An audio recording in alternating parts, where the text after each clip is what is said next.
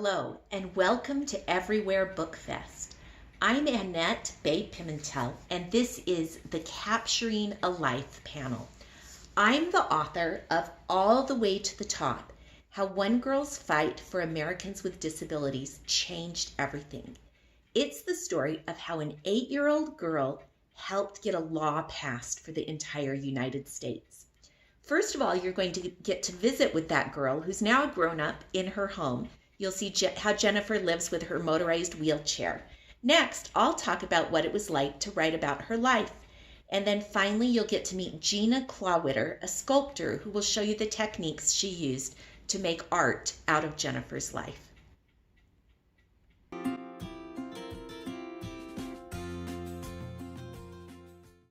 Hi guys, Jennifer Keelan-Chaffin's here, and today I'm going to be talking about my disability. I was born with a disability called cerebral palsy, and cerebral palsy means damage to the brain. And so the parts of the brain that control muscle control, balance, and movement, those parts of my brain don't work very well. And so I use my wheelchair to help me get around in public spaces, like movie theaters and schools. I also use it to help me navigate around the house. But the really cool thing about my wheelchair is it puts me into a standing position, just like a transformer. And so I'm going to show you guys how that works. So I push this button here, and once I push it, the chair gradually puts me into a standing position, just like a transformer.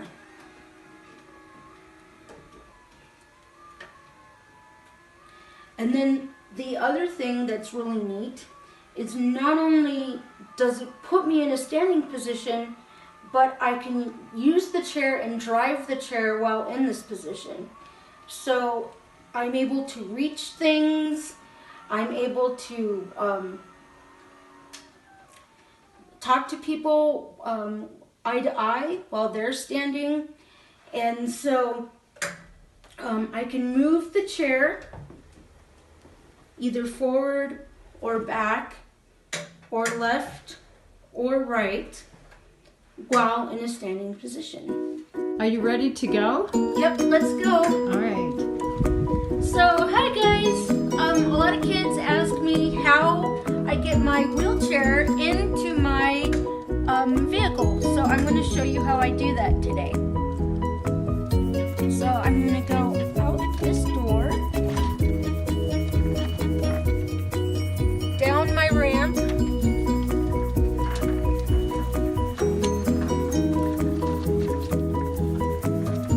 and then I'm going to go through my garage.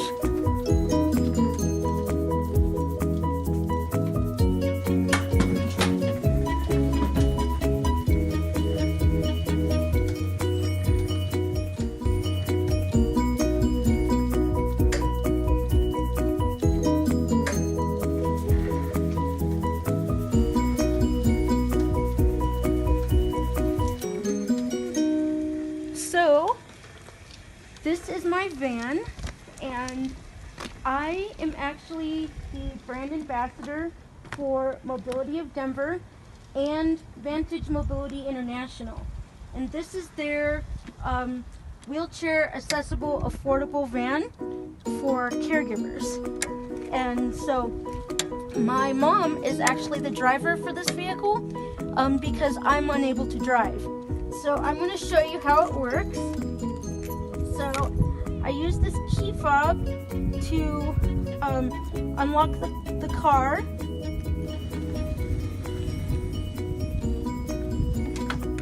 Then I'm going to use this key fob to pull down my ramp.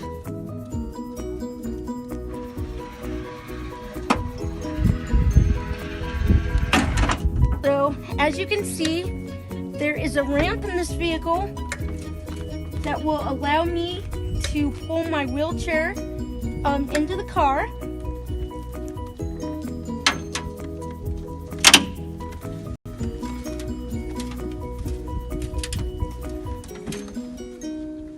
then once I'm inside the vehicle, I'm able to pull my chair into the passenger side of the car.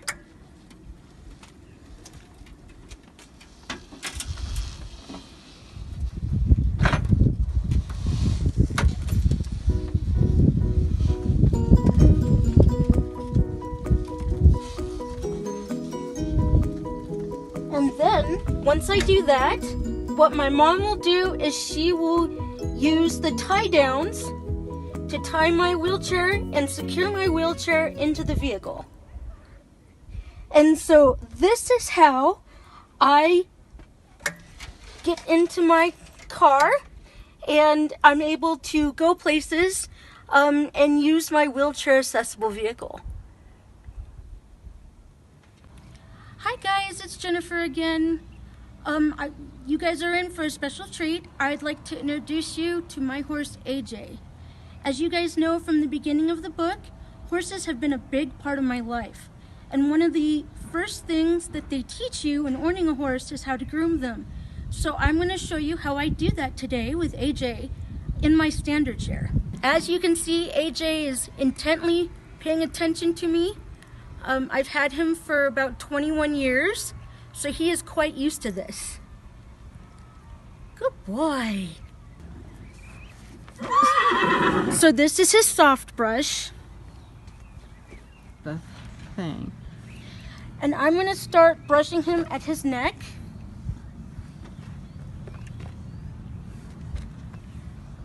Yeah, that's a good boy. And as you can see, he is absolutely loving this. Oops. And this is not just beneficial for me because it allows me to stand up, but it's also beneficial for him because it's a great bonding experience.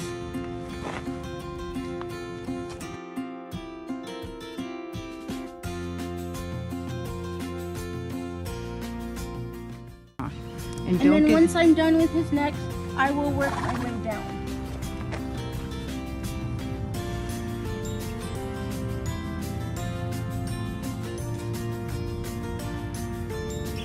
All throughout his body. And I have been riding and around horses since I was 2 years old. And one of the neat things about horseback riding, Here, back up, buddy. is that it is not only physically beneficial for me as far as relaxing my muscles and helping me with trunk control, but it's also very psychologically and emotionally good for me. Because when I first started riding, it gave me a lot of confidence.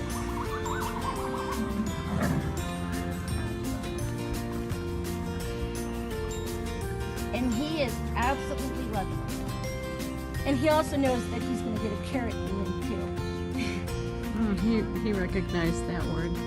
Carrot? Yeah. A carrot? Good There'll boy. be carrots. Good boy.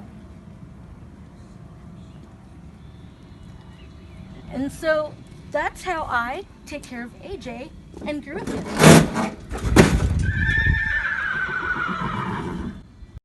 You've just met Jennifer and gotten a little tour of her life today.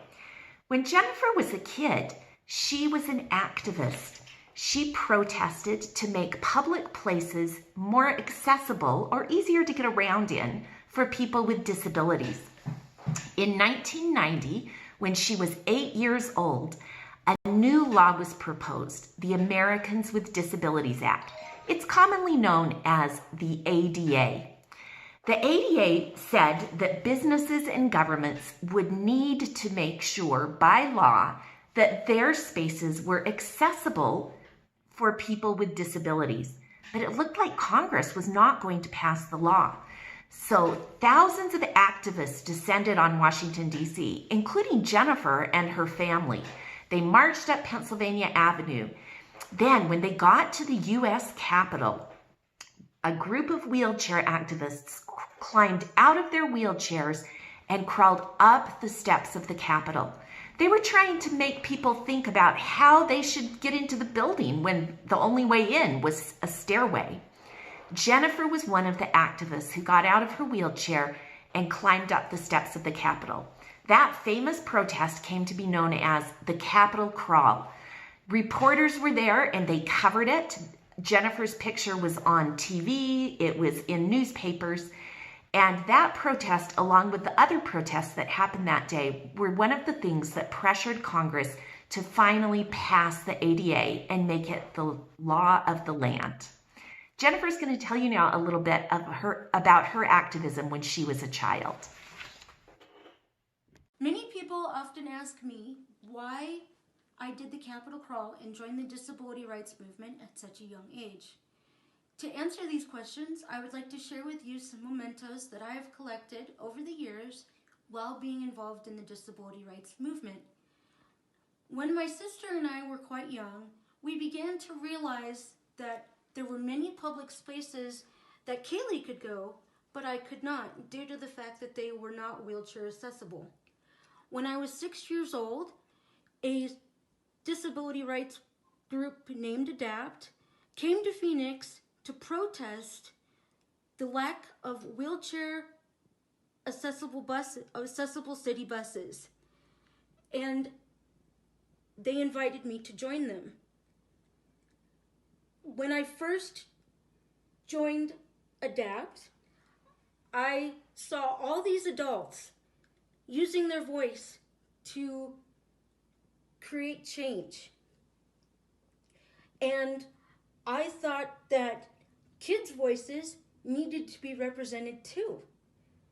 And so I wanted to join them to make sure that kids' voices were represented too.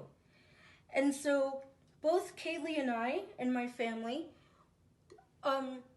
after Phoenix, went to many other protests across the country, even in Canada. And while we were doing protests, we were also writing letters to Congress, and Kaelin even wrote a letter to the president. And this is what all led up to the Capitol Crawl. So when we all found out that Congress was not going to pass the ADA, that's when we all decided to do the Capitol Crawl. And I wanted to make sure that kids' voices were represented too. And so when I did the Capitol Crawl, I wanted to make sure that not only my generation of kids with disabilities were represented, but future generations of kids with disabilities would be represented. Back to me. Welcome to my kitchen here in northern Idaho. From my house, I write true stories about real people for kids. I wrote this book about Jennifer, who you just met. It's called All the Way to the Top, and it tells the story of the day she climbed the steps of the U.S. Capitol. You know, the first time I heard that story, I knew it was a story I wanted to share with kids. It was so amazing. In fact, it was so amazing that it was on TV broadcasts, it was in newspapers. But you know, the people around you also have stories, amazing stories. Their stories might not have ended up on TV or in the newspapers, but they're still great stories. You can learn those stories and you can write them down. I'm going to share with you how I got Jennifer's story and at the same time share with you some tricks that you can use to get amazing stories from people around you, like your parents, your grandparents, neighbors, maybe even your siblings. So I knew some things about Jennifer's story from watching those TV broadcasts and reading the newspaper reports, but I also knew that there was a lot more to Jennifer than showed up in those brief mentions of her. So I wanted to find out what her other stories were, and Jennifer agreed that I could interview her. You know, you can interview the people around you. That's just a fancy way of saying that you can ask them questions. And here's the trick. The better the questions you ask, the better the stories that you'll get from them. Let me show you what I mean. You can look at the world through a tube, and when you do, you see what's right in front of you, but not what's around you. Try it yourself. Make a tube with your hand and put it up to your eye. You see what's straight in front of you, but everything else just kind of drops away. Some questions are like that.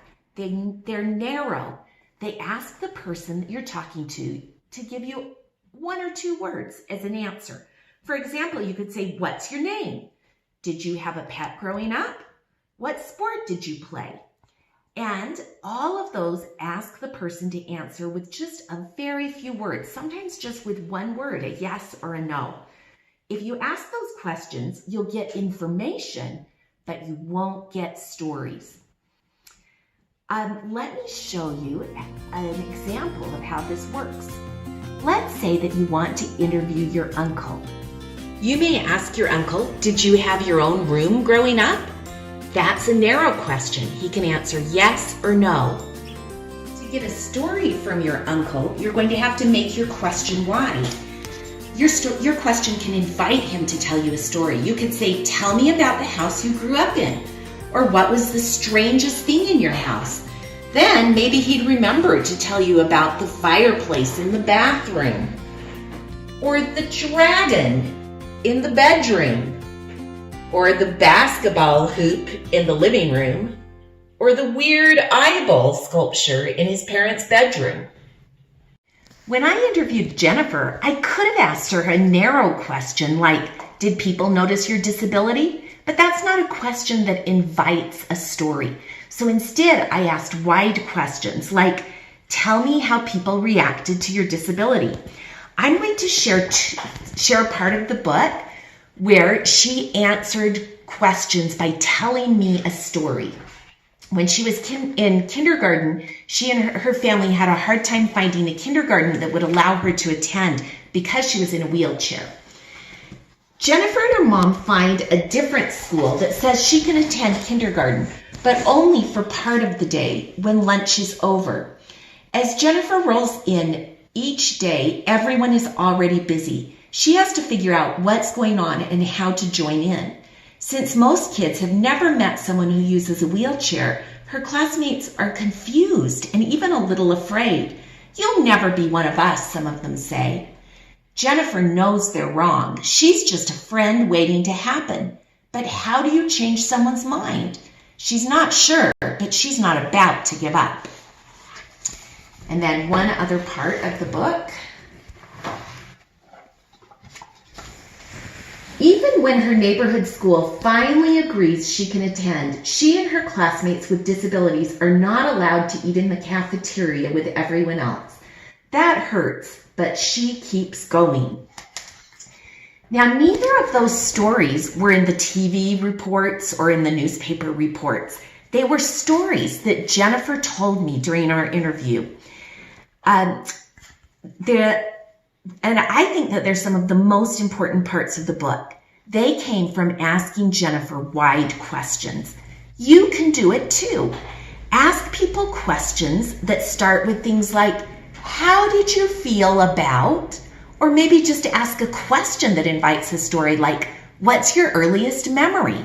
Or my very favorite beginning to questions is, tell me about the time. You'll hear stories and be able to write them down. Amazing stories from the people around you. But writing isn't the only way to capture a life. Let's move now to Gina's studio.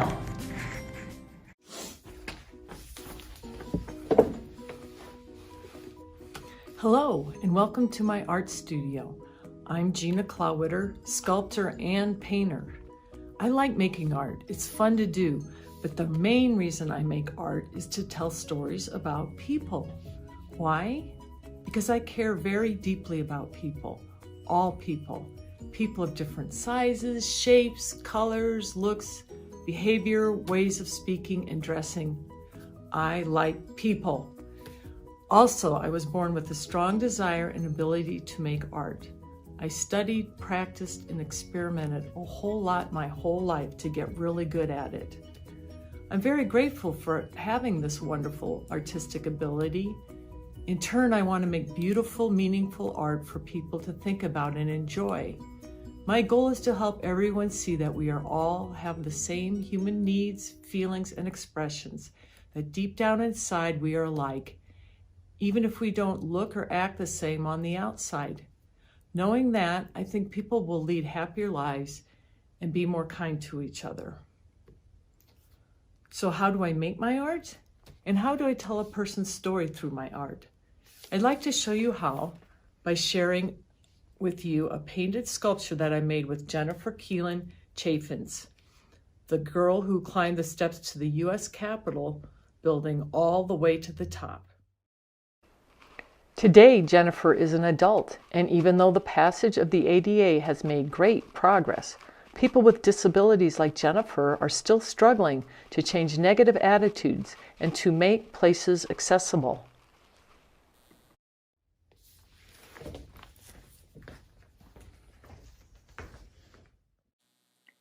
If you want to do a portrait of someone, it's best to start by talking with them and figuring out what is important to them. Jennifer and I decided to make a sculpture that celebrates the 30th anniversary of the passage of the Americans with Disabilities Act. This landmark law, passed in 1990, is about securing for people with disabilities the most fundamental of rights, the right to live and participate in the world. It ensures that they can go places and do things that other Americans take for granted. But our sculpture also shows the work that we still have to do. This is the story that Jennifer and I wanted to show and tell through my art about herself and people like her. The sculpture we made is titled All the Way to Freedom. It shows Jennifer beautiful in her own way, strong and determined to overcome obstacles and reach her dream of living her life much like you and I do, such as playing on playground equipment, or as you saw in her video, going to the stable to groom her horse, and being accepted into a job that she would like and do well at. We started our sculpture by designing it. I had several assistants helping me, including Maya, Jennifer's service dog, who watched over her and sniffed to make sure Jennifer was okay. The hardest part was for Jennifer to climb out of her chair and for us to get her into a cool-looking action position. Next to Jennifer, I added a wheel from a wheelchair and foam blocks that would look like steps. With everything in place, it was time to form the sculpture. I draped and shaped my magic material over and around Jennifer's posed body and other items.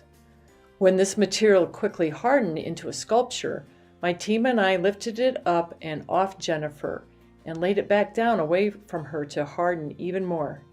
Using other sculpting techniques, I added what looks like her hair and headband.